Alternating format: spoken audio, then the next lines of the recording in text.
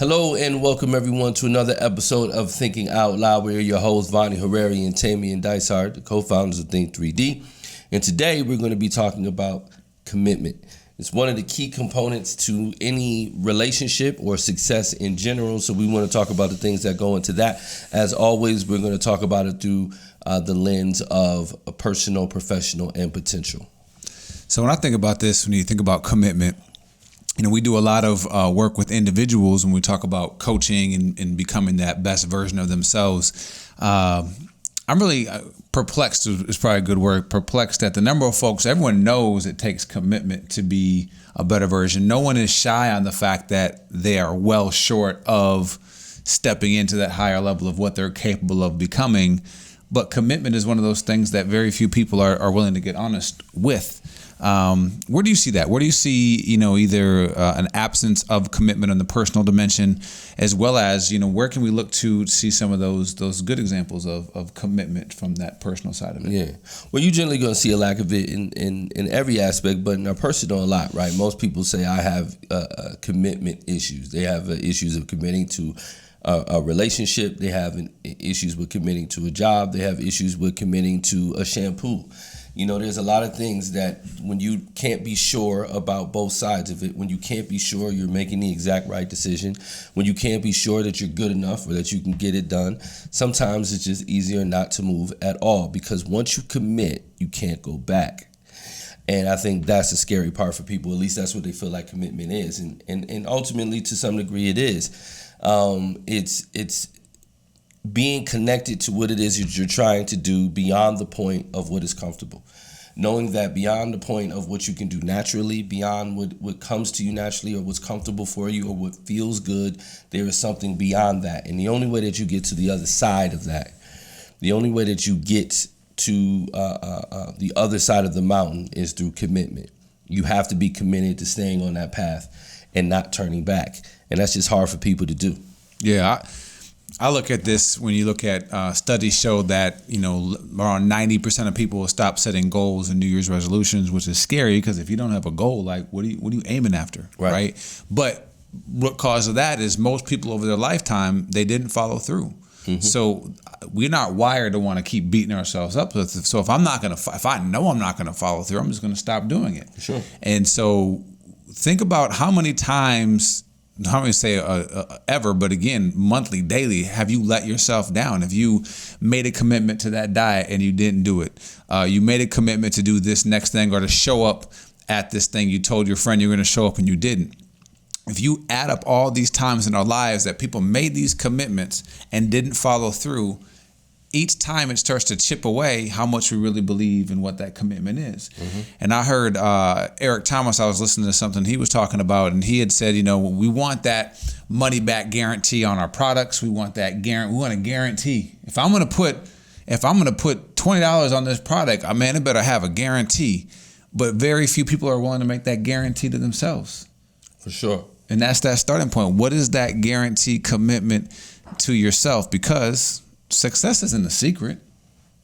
No, it's quite obvious, and there's breadcrumbs laying all over from people who have been successful. And the process is usually pretty straightforward. You do a thing until you are good enough at it, and then you do it some more, right?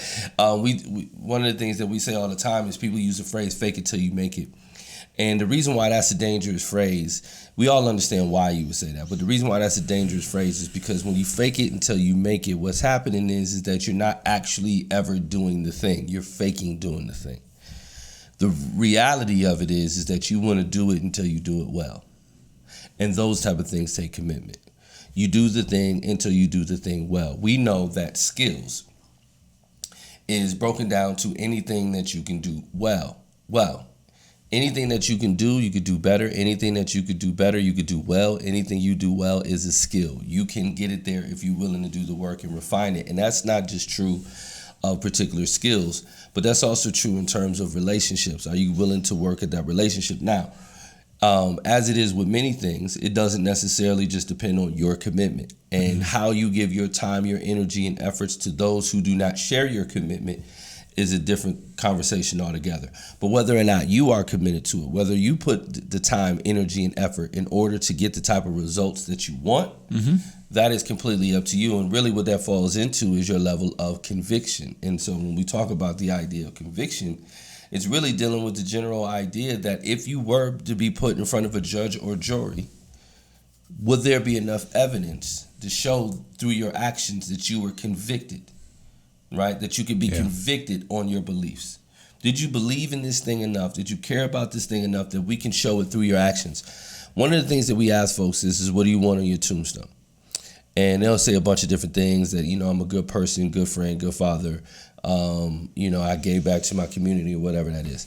And one of the things that we always have to point out is that obviously no one will, you won't be here to ensure what goes on your tombstone. So the question becomes, are you living in such a way? Are your behavior so transparent that what you want on your tombstone is going to end up on your tombstone because you're doing what's necessary to ensure that it does, that you're living in such a way that nothing else would make sense to be on your tombstone than what it is you set your life to do.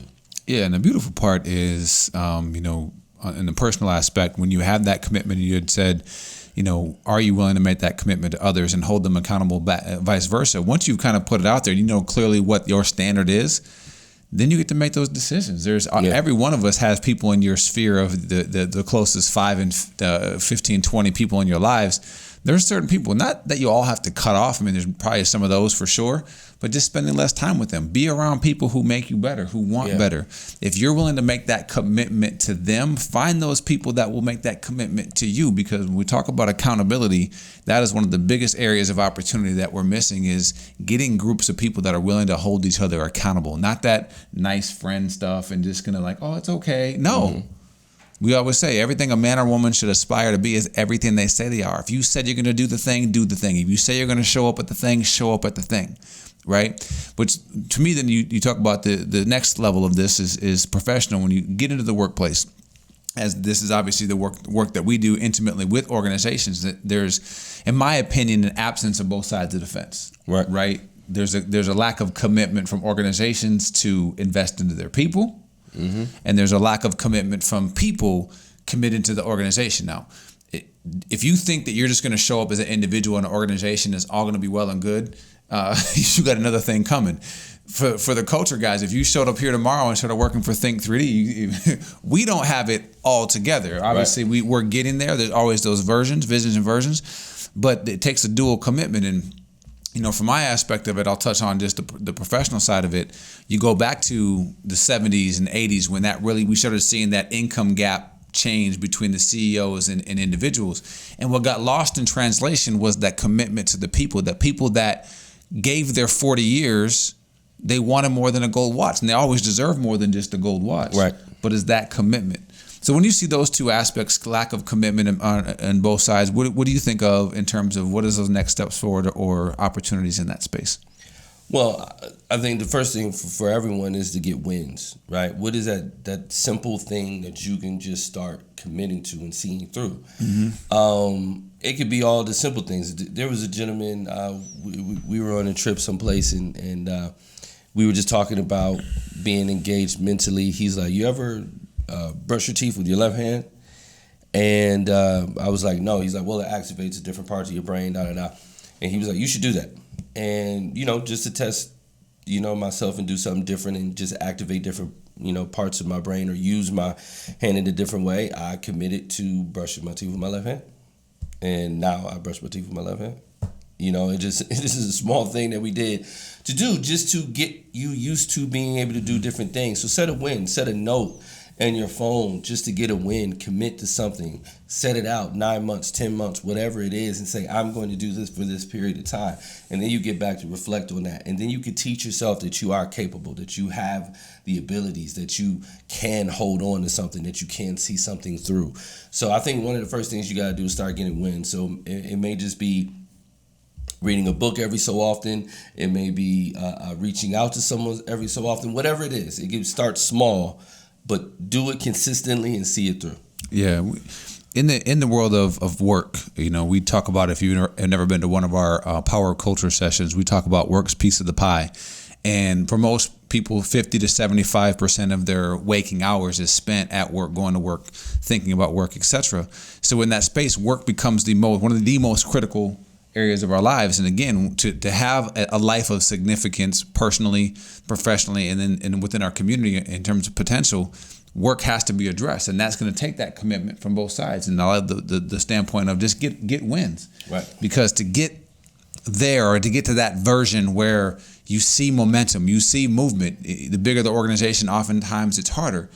You need commitment from the bottom folks, at all levels. You need commitment here.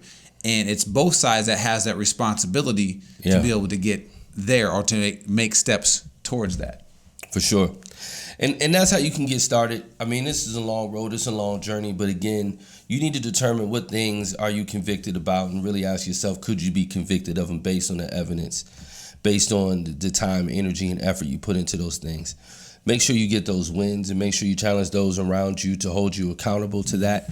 And make sure that you develop a team around you that is committed to growth and being better. And we assure you that that's going to improve your life in some significant ways. Yeah. So remember, you can keep up with us as usual at letsthink3d.com, or you can follow us on our socials at Think3D Solutions. But as always, we appreciate you. We thank you, and we will see you next time.